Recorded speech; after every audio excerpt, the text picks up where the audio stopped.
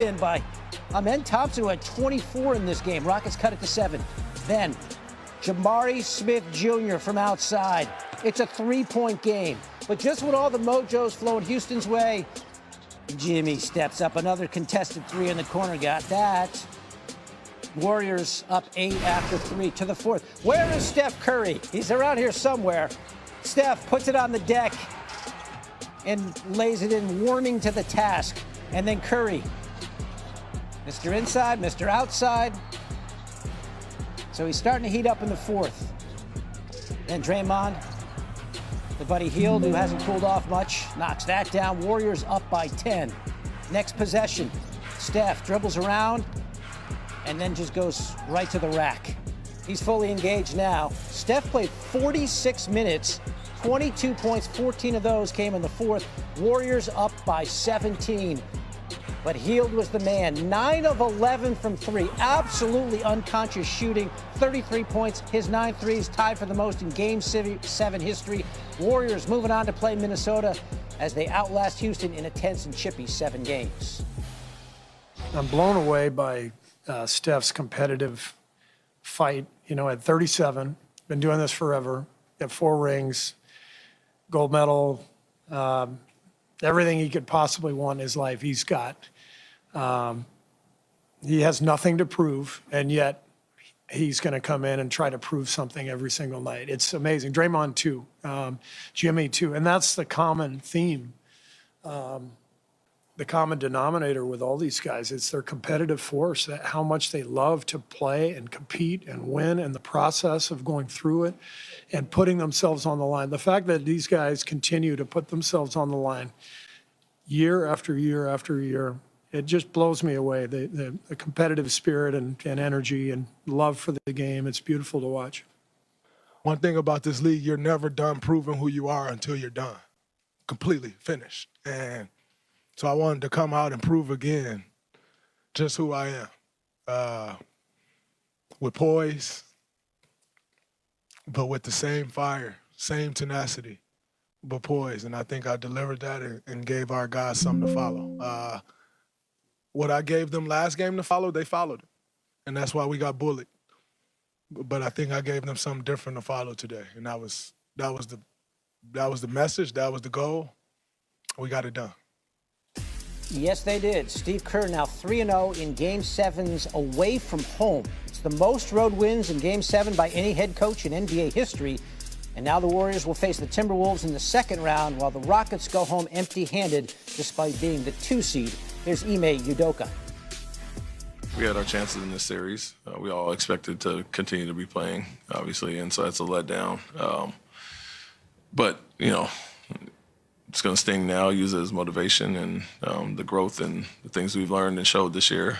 Let's all come back better, you know, coaches included. And so that was the message. Don't be satisfied. You know, we had whatever amount of wins in second place and all that, but nobody cares about that right now. It's where we finished, and you know, experience is out of the way. Everybody will take a look internally and see how we can all improve and come back better, and not settle for first round or just making the playoffs, but advance. They got 33, and you see Buddy had it going early. 12 of 15, 9 of 11, 33 big points. He's plus 17, and then Steph caught fire in that second half, mainly in the 4th. He had 22, 10, and 7. Jimmy Butler, 28 and 7, and Draymond was 16, 6, and 5. What did you like about what you saw from Golden State, Joe? Man, Golden State, they showed their championship pedigree, Uncle Ocho. This was about Game 7 on the road, playing in a hostile environment, understanding what's at stake. And Steph he struggled pretty much the first half, but yeah, I thought Draymond got him off to a decent start because he hit 2 threes in that first quarter and got him a layup, so they kind of got him going. I feel like any points you get from him for real, that's like a bonus. It's a bonus. So I was thinking like, okay, Draymond might win this game for him tonight. If he could score about 22 points, I say he might win this game for him tonight. But as the time goes, Buddy Hield, man, he changed the whole game. The man didn't even score last game, Ocho. Yeah. The man he got great cardio. The man was at home in Golden State, didn't score, and he come on the road, give you 22 points in the first half, bro. Mm-hmm. Man, those are the type of guys that we talk about, the others that got to win you games. And he stepped up tonight in this game 7 in a must-win situation and gave him his best performance. Yeah. Yeah. He scored, as Joe said, Ocho, he scored 0 points the last game. Yeah. The game before that, he only had 4 points. So he hadn't done much. He didn't do much in games 5 and 6. Right. He tied the record for the most 3-pointers in a game 7 in NBA history. Buddy Hield, 3-point field goals in the first half. He had 6. The Rockets had 2. I thought the Rockets, I didn't like their body language early on. In a game 7, they're going to let you play. Yeah.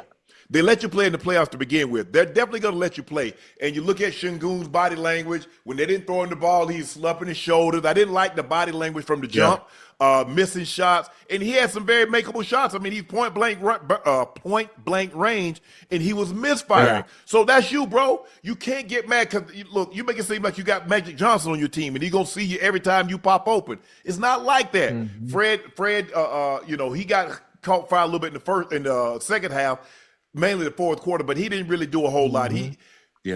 When they win, he's like 24, 25. You know what I'm saying, Joe? He get that 3-point ball going early. But they got 8 points from Dillon Brooks. They got 8 points from Jalen Green. Jalen Green is too talented to have games like this. And he's been doing this. And Ocho, I know I'm going to let you chime in this, and I know you like him because he's immensely talented. But, Joe, far too many games. In these games, and they had 7 games.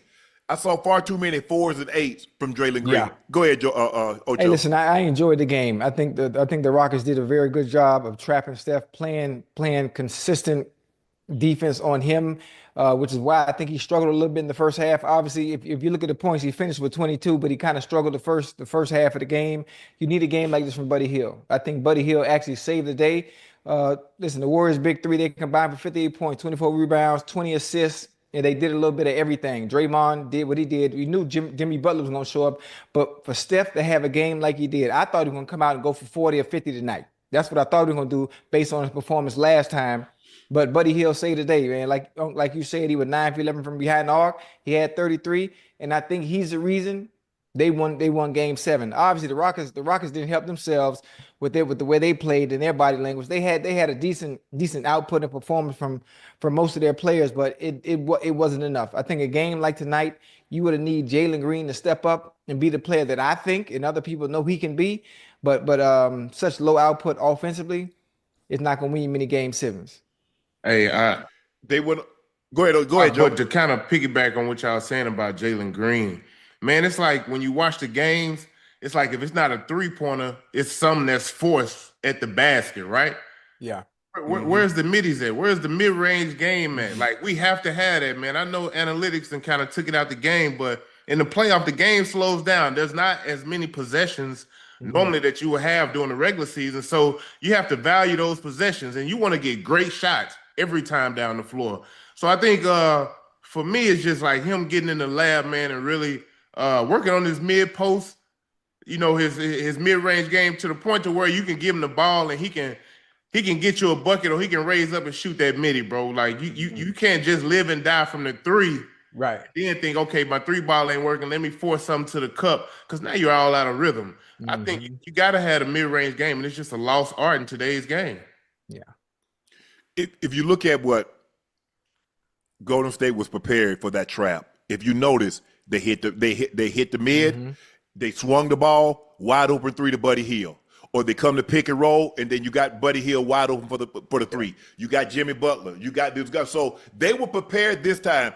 I thought they went to the big lineup a little bit too soon. Yeah. They went with Şengün and Adams a little bit too soon, and they were ready for it this time around. It didn't surprise them, and that's what happens. It's kind of like who was that? The Clippers. You remember Clippers where they inserted Nicholas Batum, and it caught the Nuggets off guard. Where they tried to go to another switch lineup, Nuggets said, "We got something for y'all ass this time around. Run it back, bring it. Oh, okay, we got something for you." I thought, think about it. They go on the road in a hostile environment, and they only turn the ball over 7 times. So they value the ball because you have to value every possession matters. Because as Joe said, you're not going to get as many as you normally. It's not going to be as up and down. So you're going to have to get a lot of your points in the half-court set. Because teams are not going to let you run out and get 50 34 transition points. It's not going to happen. I thought Golden State did a great job of swinging the ball. You look at Draymond had 5 assists. Jimmy Butler had 7 assists. Steph had 7 assists. Okay. So everybody's making an extra pass. Everybody's doing what they're supposed to do. Okay, I can live with that because they didn't get anything from the bench, and it's not like Houston got a whole lot from their bench. Golden State bench gave them 3-point. Kevon Looney had a field goal and a free throw. Welcome to Home Sweet Win. I'm Ty Pennington, and I'm teaming up with Pechanga Resort Casino to give away a beautiful, brand new home. Play at Pechanga to earn entries. Go to Pechanga.com for more details. No, they're back 75 points. Well, your starters don't get nowhere near that, so now your bench is going to have to come in and give you production. I think the only guy that, for me, that I was really impressed with tonight from the Rockets was Amen Thompson. It looked like he came to play until he tweaked that calf, and he kind of wasn't the same guy on that, had that layup and he got fouled. Yeah.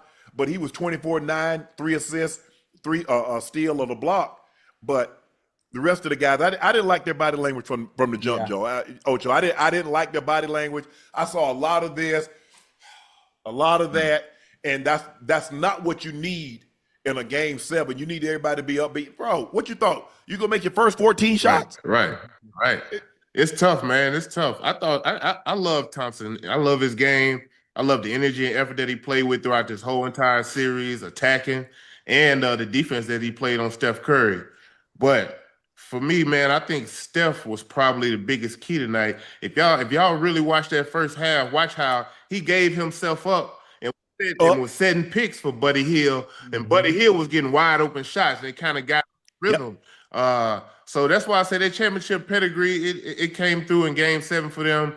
It's unfortunate for the Rockets; they're a young team, but I think this is probably good for them to kind of go through this. Okay, Ocho, you know what I mean? Losses. They got to get a guy. They got to get a guy, Joe, that they can give the ball to. They don't have anybody that they can give the ball to and say, "Go get your butt." That's why I'm saying Jalen Green has to develop into that guy. Okay, Ocho, that's who. I told you, got to be him. See, I told you, Unc. I said that the other night. I said Jalen Green, based on what I've seen, the potential that he has, young bull get in the lab and add some more to the toolbox. He gonna be all right. Well, I know a guy that can do that right now, Kevin Durant. Yeah, go get him. If you got draft capital, I'll package. I'll package to have Şengün and to have Thompson and to have KD. I'm good. I'll package Jalen Green. I'll let Jalen Green go. Damn, Unc, you ain't even let the man develop yet. Joe, what would you do, Joe? Right now, if you talking about winning, I'm doing that too. Okay. I'm trying to win. Okay. I can't. Back in the day, they let you got a projection. Here's our pie chart, and here. No. Hey, Ocho, I'm saying that because if we looking at it from that standpoint, right? I want guys who can affect the game if they're not scoring. And you still got Dylan Brooks who's gonna affect the game. He don't have to score a lot, but he's gonna have some decent nights. And then you got Thompson, who offensively, whatever he's gonna be a project. And I think the sky's the limit for him as far as potential and what he could be. You know what I mean? And you talking about adding KD to that, man? Yeah. So add KD with Şengün. You got a guy that's down on the block that can rebound. He can run your offense. KD, he plays without the ball, but in a tough situation, you can give him the ball. He can put his back to the basket, and you can give him the ball, and he can shoot that turnaround. They don't have a guy right now. They're by committee, and there are a lot of teams like that. There's nothing wrong with that. But when you run up against a team and they have that guy that they can go give him the ball and says, "Okay, go get me a bucket." I just, like I said, I think that's what the Rockets need. I mean, this was a 2 seed. But I think the Warriors were favored. The Warriors were favored to win this series. They're the 7 seed. The Rockets are the 2 seed. And there's why guys that have been in Game 7, Draymond, Jimmy Butler, Steph Curry, so they know what it's like to be in that moment. These guys are young. They don't know what that pressure is like. Even though you're at home, you don't understand. It's the finality of this.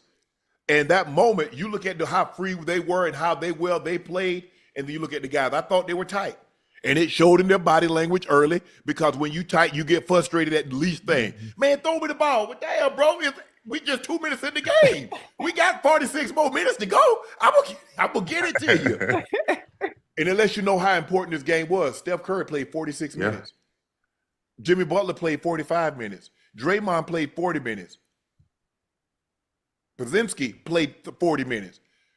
Steph don't normally play no 46 minutes. They understood the moment. They understood the moment, and they took advantage of a young team, a young, inexperienced team, and they knew it from the jump. They were moving forward. They've got the defense that